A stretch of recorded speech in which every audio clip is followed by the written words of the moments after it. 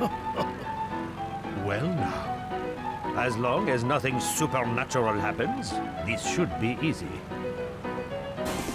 Deja vu, I just What been the? in space before. Higher With my apologies.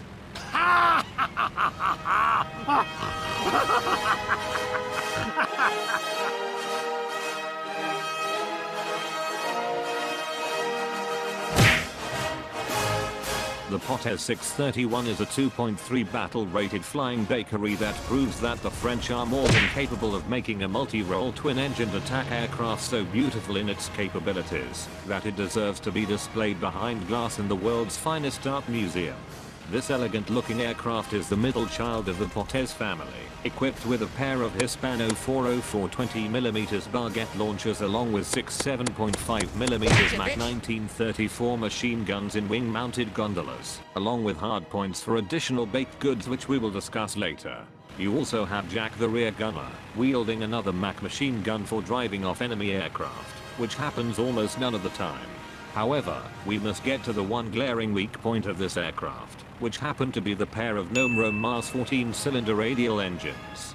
These engines produce a measly 570 horsepower each, with a combined total of 1284 maximum horsepower on takeoff, which means the overall top speed of the Potez is rather disappointing, for it struggles to hit its slated top speed of 430 km per hour at around 4,000 meters.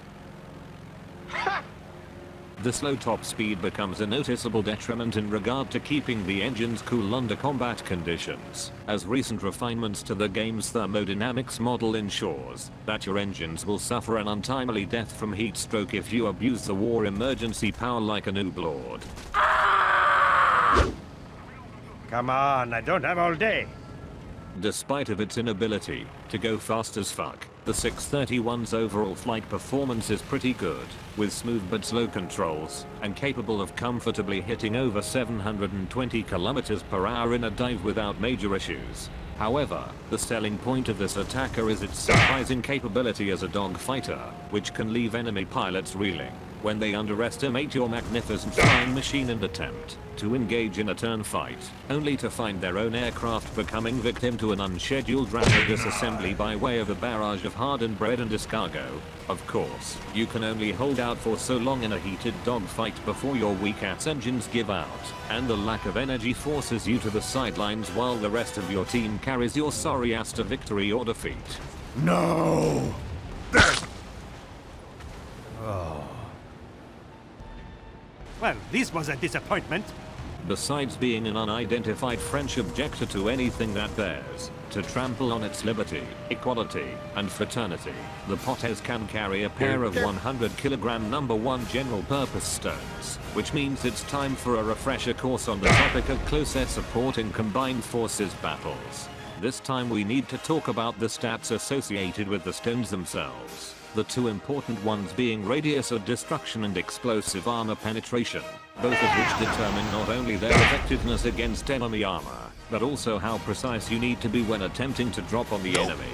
In this case, the number 1 GPs have an instant death radius of around 2 meters, and are capable of penetrating over 82 millimeters of armor within that radius. This means that you must literally park your breadstones right next to the enemy for maximum effect, which can be accomplished relatively easily thanks to the Potez's excellent maneuverability and elevator authority, allowing you to pull up just in time to witness another enemy of the Republic bite the dust. And of course, we cannot talk about dropping stones without reminding you to set that goddamn fuse delay, which isn't just for your own safety, but also for surprising the enemy with a significant emotional event from below. This will be the last time you see me. I am going to enjoy killing each and I dominate you, you sluggish simpleton. And now it's time for the modules and crew skills.